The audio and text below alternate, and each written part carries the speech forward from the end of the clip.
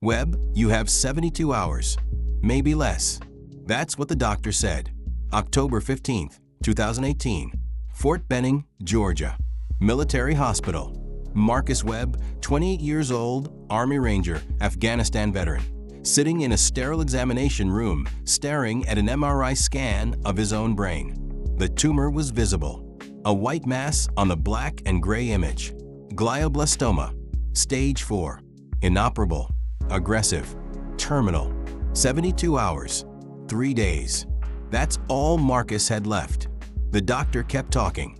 Something about comfort care, hospice, making arrangements, calling family, making peace. But Marcus wasn't listening, because Marcus was doing math in his head. 72 hours. His platoon was deployed in Afghanistan. Active combat. Helmand Province. His best friend Rodriguez was there. His brothers were there. And in 3 days, 72 hours, they had a mission scheduled. A critical mission. Taliban stronghold. 50+ fighters. And Marcus Webb was the lead sniper. Was. Past tense now. Because you can't be a sniper when you're dead. And in 72 hours, Marcus would be dead. Except Marcus Webb had a different plan. Because Marcus Webb didn't believe in dying in a hospital bed. Marcus Webb believed in dying on his feet, with his brothers, doing what mattered. So 36 hours later, at 2 in the morning, Marcus Webb pulled the 4 from his arm, dressed in civilian clothes, walked out of Fort Benning Military Hospital, and went AWOL. Absent without leave. Technically a court-martial offense. But you can't court-martial a dead man. And Marcus Webb was already dead. He just hadn't stopped moving yet. This is the story of the soldier who was given 72 hours to live and spent every single one of them fighting. The story of a man who escaped a hospital to deploy to a war zone. The story of the warrior who killed 89 Taliban in 16 hours while dying from a brain tumor. And the story of how sometimes the way you die matters more than how long you live. Marcus Webb grew up in Tucson, Arizona. Working-class family. Dad was a construction foreman. Mom was a nurse. One younger brother, Daniel. Normal American family. Nothing extraordinary. Just good people living regular lives. Marcus was always the tough kid. Sports, wrestling, boxing. Loved physical challenges. Loved pushing himself. When he was 16, his high school wrestling coach said, "Webb, you're not the most talented kid I've ever coached, but you're the toughest. And toughness beats talent when talent doesn't work hard." Marcus remembered that. Toughness beats talent. At 18, Marcus enlisted in the Army. Infantry first. Then Ranger School. Passed. Barely. The 61-day course nearly broke him. But Marcus didn't break. Because toughness beats talent. And Marcus was tough. For 10 years, Marcus served. 5 deployments. Iraq twice. Afghanistan 3 times. Sniper qualified. Expert marksman. 53 confirmed kills over his career. Professional. Disciplined. Respected. Not the flashiest ranger. Not the loudest. But reliable. When Marcus Webb was on Overwatch, the platoon felt safe. Because Marcus didn't miss. And Marcus didn't quit. His best friend was Staff Sergeant Miguel Rodriguez. They'd met during their second deployment. Iraq 2011. Fallujah. Marcus saved Rodriguez's life during an ambush. Killed 3 insurgents, dragged Rodriguez to cover, called medevac. Rodriguez survived. And after that, they were brothers. Not by blood, but by something stronger. Combat bonds you can't explain to people who haven't been there. Rodriguez was funny, loud, the platoon comedian, always joking, always lifting morale. Marcus was quiet, serious, the steady hand, the calm voice. They balanced each other. Yin and Yang, brothers. In 2018, Rodriguez deployed to Afghanistan. Helmand Province, Taliban territory, dangerous. Marcus was supposed to deploy with him. But 3 months before deployment, Marcus started getting headaches. Severe headaches. Debilitating. Marcus ignored them. Thought it was dehydration. Stress. Something minor. Took ibuprofen. kept training, kept preparing, but the headaches got worse. Blurred vision sometimes, dizziness, nausea. Finally, 2 weeks before deployment, Marcus went to the military hospital at Fort Benning, just to check, just to make sure it was nothing, just to get cleared for deployment. October 15th, 2018, 1,430 hours. Fort Benning Military Hospital. Examination Room 3. Marcus sat across from Dr. Sarah Chen, neurologist. On the light board behind her was Marcus's MRI scan. Black and gray brain tissue, and one bright white mass. Right temporal lobe. Large. Aggressive looking. Wrong. Dr. Chen's face was professional, but her eyes were sad. Marcus knew before she spoke. "You don't get that look unless it's bad." "Marcus," she said, "I'm so sorry. You have glioblastoma. It's a type of brain cancer. Stage 4, the most aggressive form." Marcus just stared at the scan, at the white mass, at the tumor that was killing him. "How long?" His voice was calm, professional. "Ranger training. Assess the situation. Gather information. Make a plan." Dr. Chen hesitated, then answered honestly, "Because soldiers deserve honesty. 72 hours, maybe less. The tumor is growing rapidly. It's inoperable, too large, too aggressive. I'm sorry, Marcus. I'm so sorry." 72 hours, 3 days. Marcus was 28 years old. He'd survived 5 combat deployments, 53 confirmed kills, 10 years of service. And he was going to die in 3 days from something he couldn't shoot. "What are my options?" Marcus asked. "We'll make you comfortable. Pain management, hospice care. You should call your family. Spend time with them. Make arrangements." "I'm sorry, Marcus. There's nothing more we can do." "Make arrangements." Marcus almost laughed. He had 72 hours. What arrangements could he make? Write a will? Plan a funeral? Say goodbye? But then Marcus thought about Rodriguez, about his platoon, about the mission scheduled for October 18th, 72 hours from now, about the Taliban stronghold, about the brothers who needed him. And Marcus realized he had a choice. He could spend 72 hours dying in a hospital bed, or he could spend 72 hours living on his feet. "Thank you, doctor," Marcus said. "I need some time to process this." "Of course," Dr. Chen said. "We'll admit you, keep you comfortable. Your family, I'll call them." Marcus interrupted. "Just give me some time." Dr. Chen nodded, left the room, and Marcus sat alone, staring at the MRI scan, at the tumor, at the death sentence. 72 hours. The Army called Rodriguez's platoon commander immediately. Standard protocol. When a soldier receives a terminal diagnosis, the unit is notified, especially if deployment is imminent. Captain James Morrison received the call at 1,600 hours. Forward Operating Base Dalaram, Afghanistan. He just finished a mission brief. October 18th operation. Taliban stronghold. Critical target. And his lead sniper, Marcus Webb, had just been diagnosed with terminal brain cancer. 72 hours to live. Morrison called Rodriguez into his office. Private conversation. Bad news. "Rodriguez, I need to tell you something about Webb." Rodriguez's face went pale. "He's okay, right? The hospital visit? Just headaches." "Sit down, Rodriguez." Rodriguez sat, and Captain Morrison told him. Brain cancer. Glioblastoma. Stage 4. 72 hours. Terminal. Rodriguez didn't speak for a full minute. Just sat there, processing. His best friend, his brother, 28 years old, dying. 3 days. "I want to go home," Rodriguez finally said. "I want to see him." Before his voice broke. "The whole platoon is flying out," Morrison said.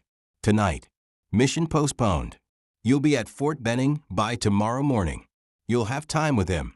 Rodriguez nodded. Couldn't speak. Just nodded. That evening, Marcus sat alone in his hospital room. They'd admitted him. Private room. Comfortable bed. For drip, for pain management. The tumor was causing pressure. Severe headaches. The pain would get worse. much worse. Before the end, Marcus's phone rang. Rodriguez. Marcus answered. "Brother." Rodriguez's voice was thick, emotional. "I just heard. We're flying out tonight. I'll be there tomorrow. We'll be there. The whole platoon." "Rod, you have a mission." "Fuck the mission." Rodriguez almost shouted, then quieter. "Marcus, you're my brother. You saved my life. I'm coming home. We all are. To be with you." Marcus closed his eyes, felt the weight of it. The platoon was coming home. For him. The mission was postponed. Because he was dying. And suddenly, Marcus felt something he hadn't felt in 10 years of combat. Guilt. Not for dying. He'd made peace with mortality years ago. But for this. For disrupting the mission. For making his brothers abandon their duty. For being the reason the operation was postponed. "Rod, listen to me," Marcus said. "I love you, brother. But you need to know something. I'm not afraid. I've had a good life. I've served with honor. I've fought beside the best men I've ever known. If this is how it ends, I'm okay with that. Don't talk like that."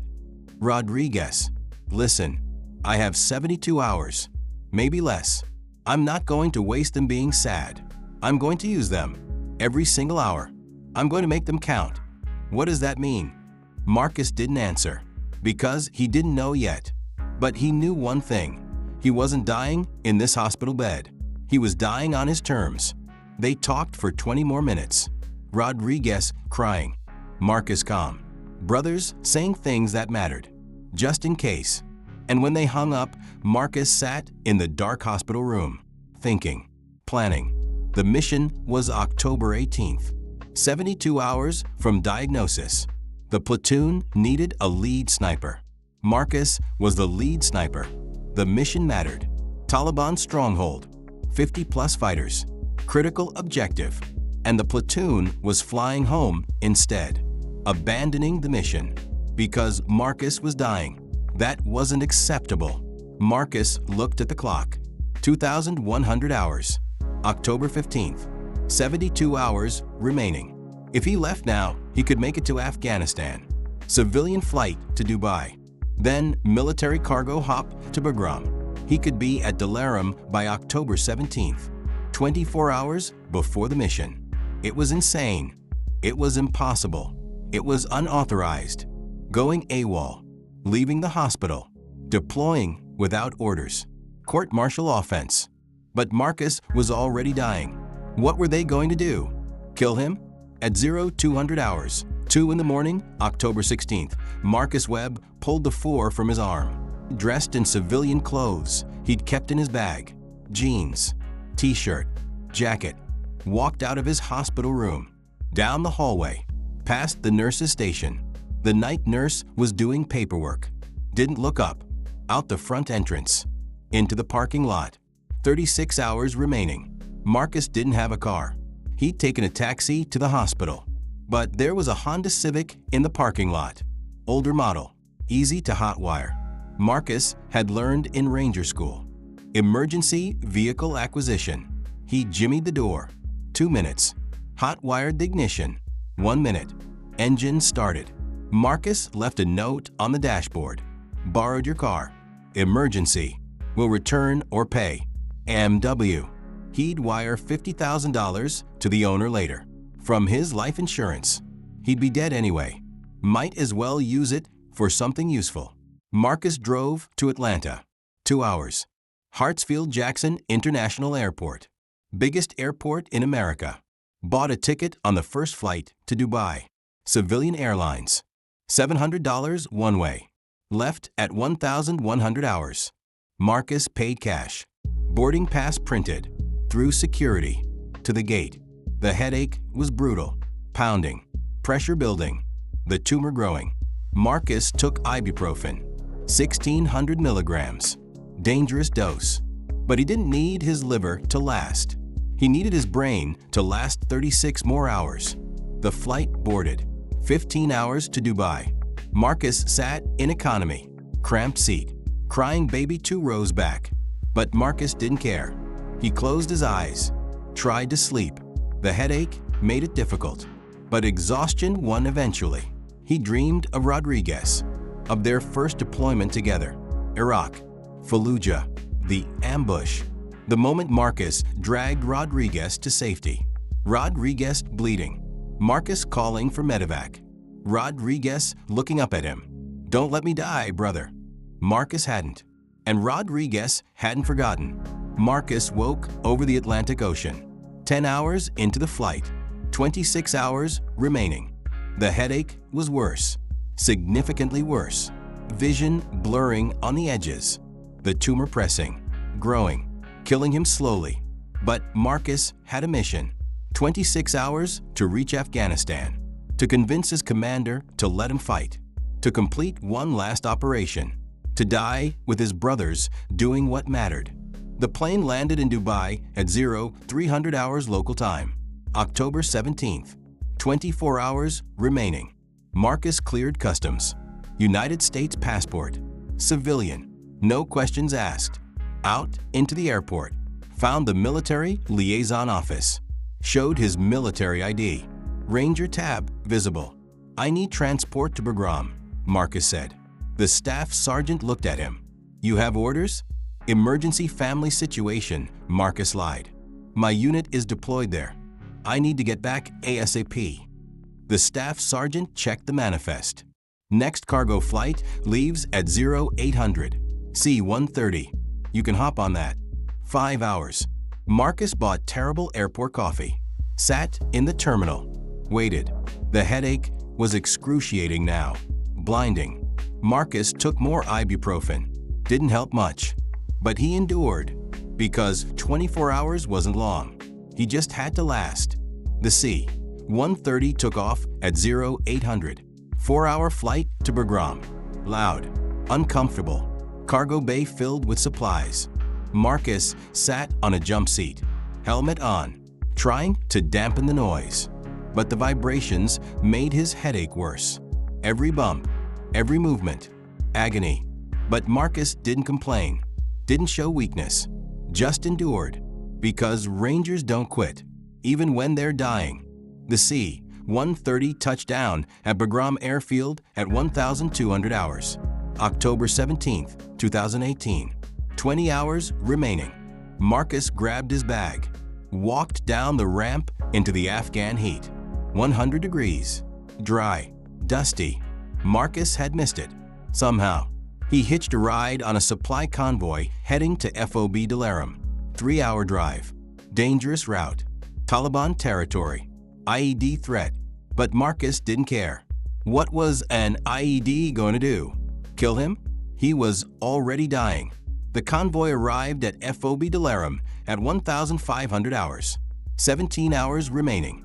Marcus walked through the gate. Ranger tab visible on his uniform. Soldiers nodded. Recognized him. Looked confused. "Webb, aren't you supposed to be stateside?" "Medical." Marcus didn't answer. Just walked to the command building. Asked for Captain Morrison. Was told he was in the TOC, Tactical Operations Center.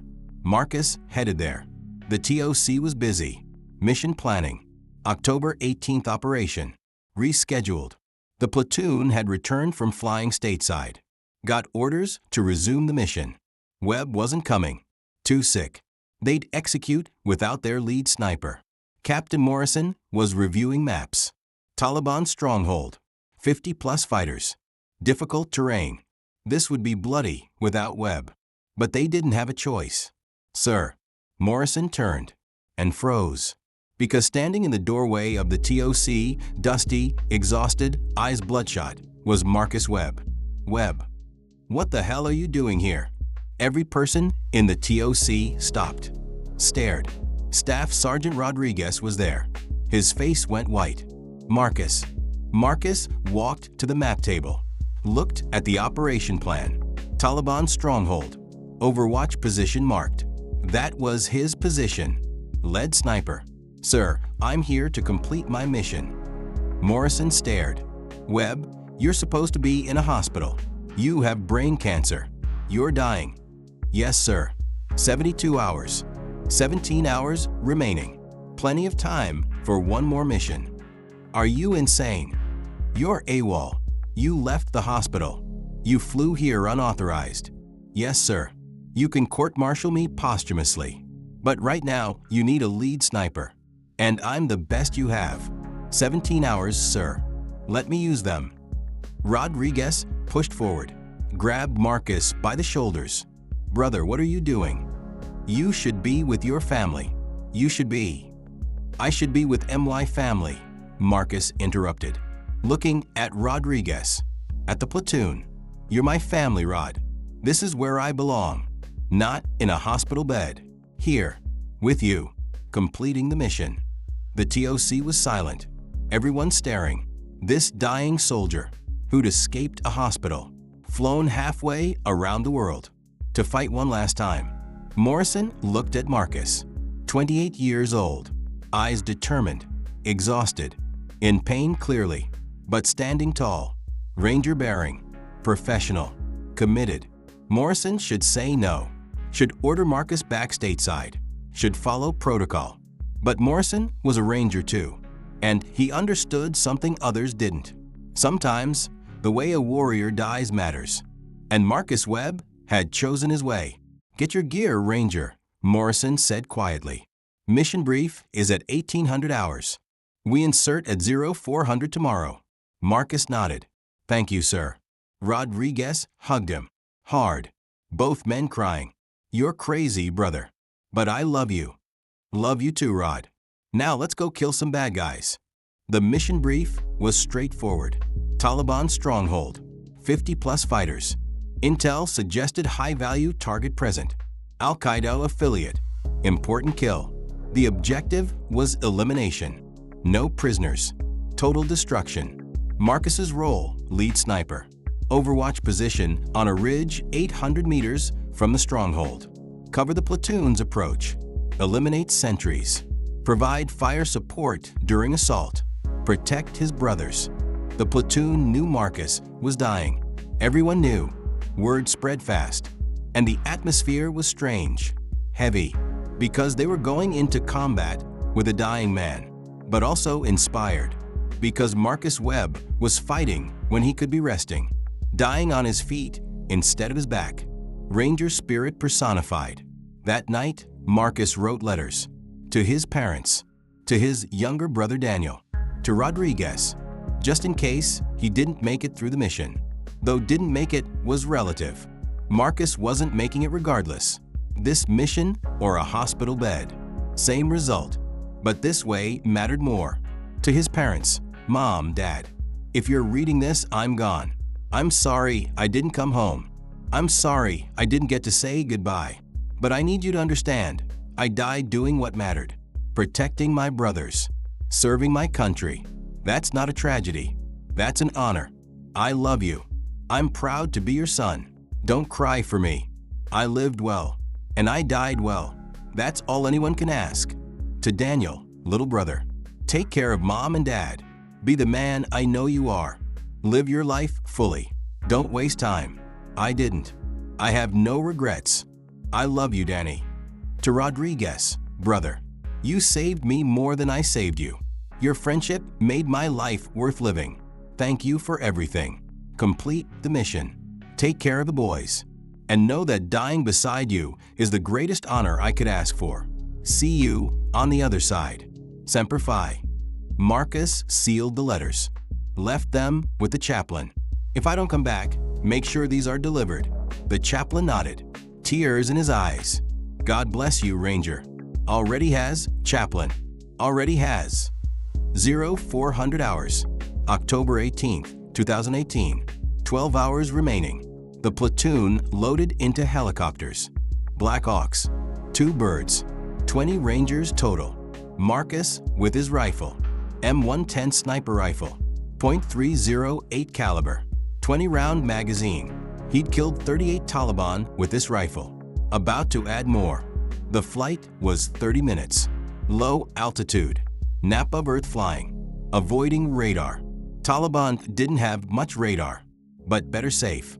The helicopter's vibration made Marcus's headache unbearable. Blinding. Vision tunneling. But he breathed through it. Controlled it. 12 hours. He just needed 12 hours. They inserted half a click from the target. Quietly. No lights. Night vision goggles. Marcus moved with the platoon. Slow. Tactical. Professional. His body was failing, but his training was automatic. Muscle memory. 10 years of experience. You don't forget how to be a ranger. The platoon reached their assault position. Marcus continued to his overwatch position. The ridge. 800 meters from the stronghold. Perfect sight line. Perfect angle. Rodriguez helped him up the rocks. Marcus's balance was off. The tumor affecting his equilibrium. But he made it. Set up his rifle. Prone position. Eye to scope. The Taliban stronghold was visible. Compound. Mud walls. 3 buildings. Sentries on the walls. 4 visible. Probably more. Dawn was coming. 30 minutes. They'd attack at first light. Marcus's radio crackled. Morrison's voice. Webb, you in position? Affirmative, sir. I have eyes on target. For sentries visible. Copy. Stand by. Assault begins at 0445. Take out the sentries on my mark. Roger that. Marcus waited, breathing slowly, controlling his heart rate. Professional. The headache was crushing. Worse than ever. Vision blurring badly now. But the scope helped. Focused his vision. Narrowed his world. Through the scope, he could see clearly. He could kill clearly. 0445 hours. Morrison's voice. All units, stand by. Webb, you have green light. Take them out. Marcus's crosshairs found the first sentry. Taliban fighter. 25 maybe. AK-47. Scanning the perimeter. Unaware. Marcus exhaled. Squeezed. The rifle kicked. The sentry dropped. Headshot. Clean. Crosshairs to sentry 2. 30 meters left. Heard the shot. Turning. Searching. Marcus exhaled. Squeezed. Second sentry down. Chest shot. Sentry 3. Running now. Alert. Marcus led him. Accounted for movement. Squeezed. The fighter tumbled. Dead. Sentry 4. Behind cover now. Smart. But Marcus could see his shoulder. 6 inches visible. Enough. Marcus aimed. Squeezed. The shoulder exploded. The sentry screamed. Fell forward. Into the open. Marcus's second shot ended him. For sentries. 23 seconds. Marcus had been faster. Before. But he was dying. 4 was acceptable. Sentries down, Marcus reported. You're clear. The platoon moved. Fast. Tactical. Breaching the compound. Taliban fighters erupted. AK fire. RPGs. The firefight began. Marcus went to work. Through his scope, he saw Taliban fighters emerging. Rooftops. Windows. Doorways. Marcus killed them methodically. Calmly. Professionally. 1 shot. 1 kill. The Ranger way. 5th Taliban. 6th. 7th. 8th. 9th. Rodriguez's voice. Webb, 3 tangos, northeast corner. They're flanking. Marcus swung right. Found them. 3 fighters. Moving tactical. Trained. Dangerous. Marcus took the lead fighter. Headshot. The other 2 scattered. Marcus tracked. Found 1. Behind wall. Waited. The fighter peeked. Marcus fired. The fighter's face vanished. The 3rd fighter ran. Smart. Marcus led him. Squeezed. The fighter stumbled. Leg shot. Not lethal. Marcus fired again. Lethal. Northeast clear, Marcus reported. The assault was brutal. 50 Taliban fighters. Determined. Dug in. This was their stronghold. They weren't surrendering. The firefight was intense. Close quarters. Grenades. Explosions. Chaos. But Marcus was above it. Calm. Watching. Protecting. His brothers were down there. Fighting. Bleeding. And Marcus kept them alive. Every Taliban fighter who exposed himself died. Marcus didn't miss. Couldn't afford to. The headache was so severe Marcus couldn't feel his face. Numbness spreading. The tumor growing. Pressing. But his hands were steady. His eye was clear. His shots were perfect. 23rd Taliban, 24th, 25th. Morrison's voice. We're pinned. North building. They're dug in. Marcus scanned. North building. 6 Taliban fighters. Heavy weapons. PKM machine gun. Ripping through the platoon's position. Dangerous. Marcus couldn't get a clear shot. The machine gunner was behind sandbags. Smart. But Marcus saw the ammunition bearer. Kid. 17, maybe. Feeding the belt. Exposed. Marcus took him. The kid dropped. The machine gunner turned. Confused. Exposed. Marcus took him too. The other 4 fighters panicked. Broke cover. Marcus killed 3. The 4th made it inside. Rodriguez chased. Marcus covered. The 4th fighter died in the doorway. Rodriguez didn't have to fire. North building clear. Rodriguez shouted, "Webb, you're a machine." Marcus wasn't a machine. Marcus was dying. Every shot was agony. Pressure building. Vision darkening. But he kept firing. Because his brothers needed him. 35th Taliban. 36th. 37th. The assault continued. 3 hours. Marcus didn't move from his position. Just kept killing. Systematically. Professionally. The Taliban stronghold was collapsing. 50 fighters dwindling. Marcus had killed 37 personally. The platoon was winning. But Taliban reinforcements arrived. 30 more fighters. Trucks. RPGs. Fresh ammunition. This was bad. The platoon was exhausted. Low on ammunition. And 30 fresh Taliban fighters were about to hit them. Marcus saw them coming. Half a click away. Moving fast. This was the moment. The critical moment. If those reinforcements reached the compound, the platoon was in trouble. Marcus had a choice. Stay in position. Pick off fighters as they arrived. Safe. Smart. Tactical. Or Marcus grabbed his rifle. Stood. His legs nearly collapsed. The tumor had affected his motor control. But he forced himself upright. Started moving. Down the ridge. Toward the reinforcements.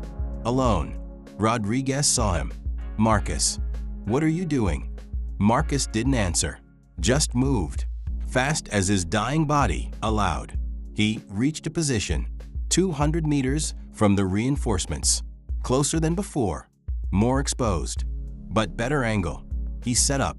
Prone. Breathing heavy. Heart pounding. But steady. The reinforcements were 400 meters away now. Moving toward the compound. Unaware of Marcus. Marcus opened fire. The first shot hit the lead truck's driver. The truck swerved. Crashed.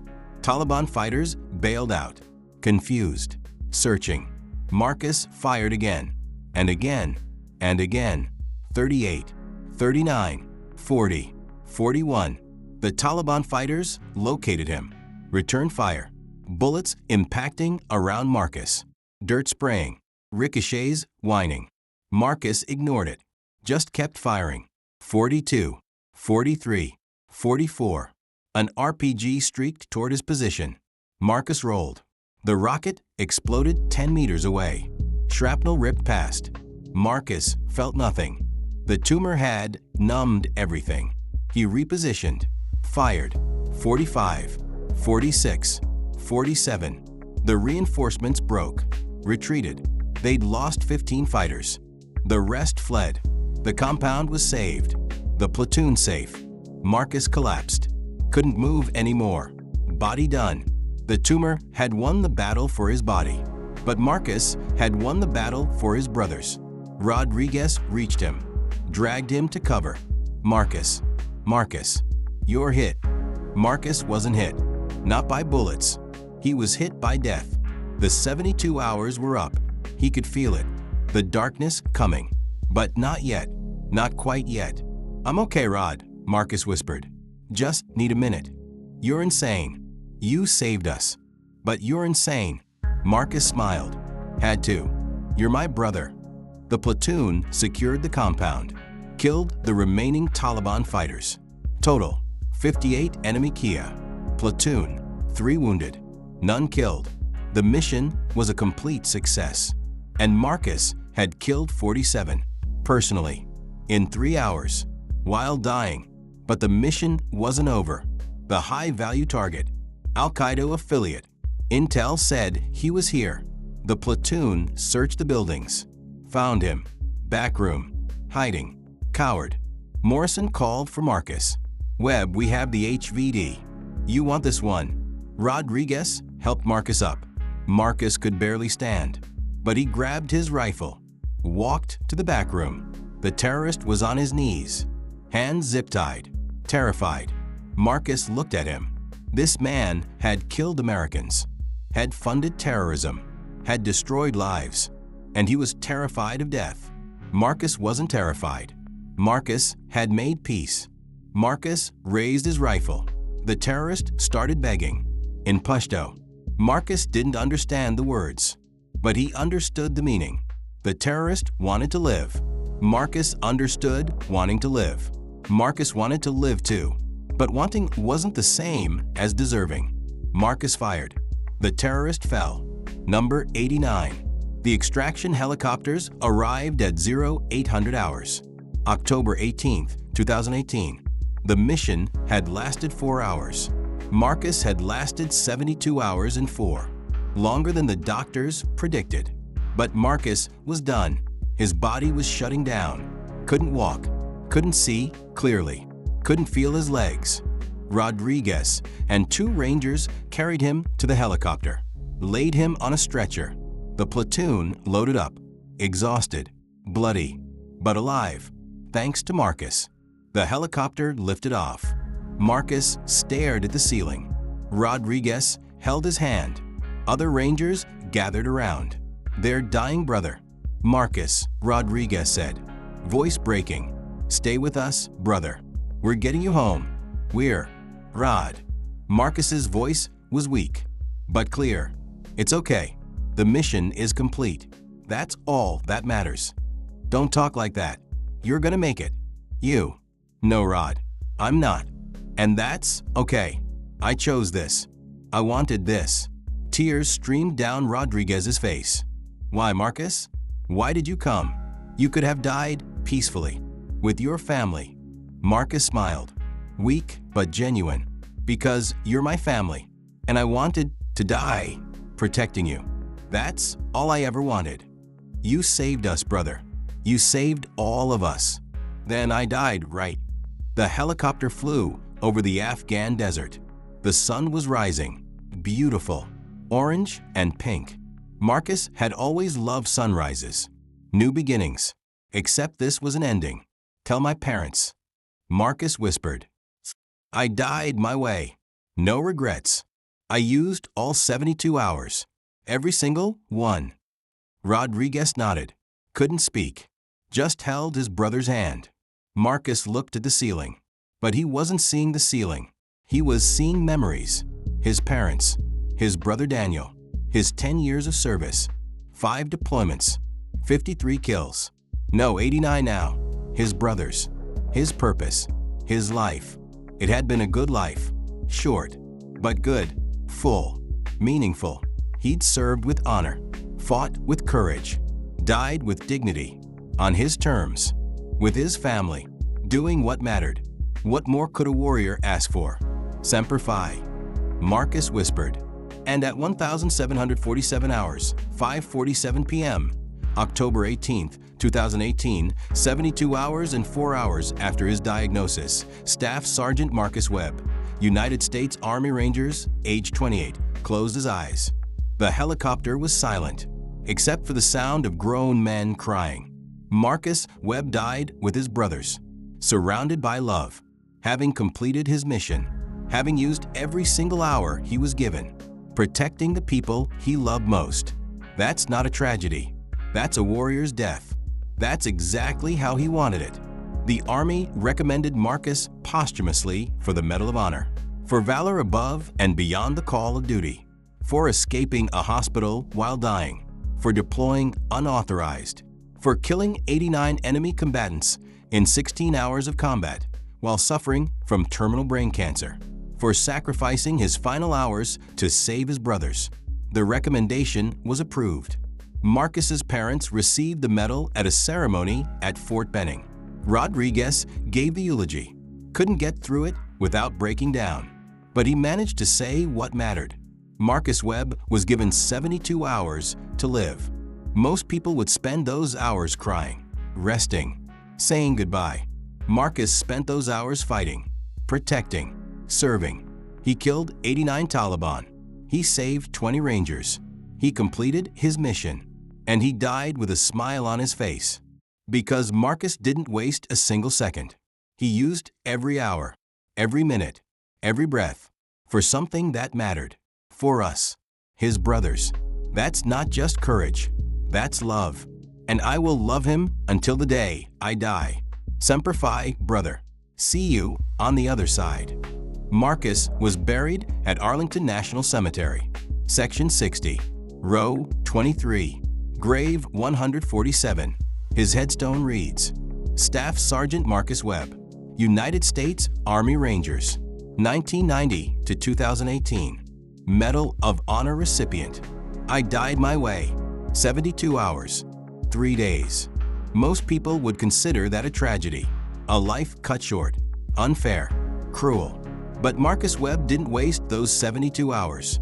He used them, every single one. He could have died in a hospital bed, comfortable, peaceful, surrounded by family. Instead, he died on a battlefield, in pain, covered in dust and blood, surrounded by his brothers, having just saved their lives, having just completed his mission, having just killed his 89th terrorist. Most people get 70, 80 years and waste them. Marcus got 72 hours and made them count. Sometimes it's not about how long you live. It's about what you do with the time you have. Marcus Webb knew that, and he proved it. 72 hours, used wisely, used completely, used honorably. Toughness beats talent. Even death couldn't beat Marcus Webb's toughness. Because Marcus didn't lose to death. Marcus chose his death, shaped it, made it meaningful. And that's not losing, that's winning. On your own terms. Rest in peace, Ranger. Mission complete.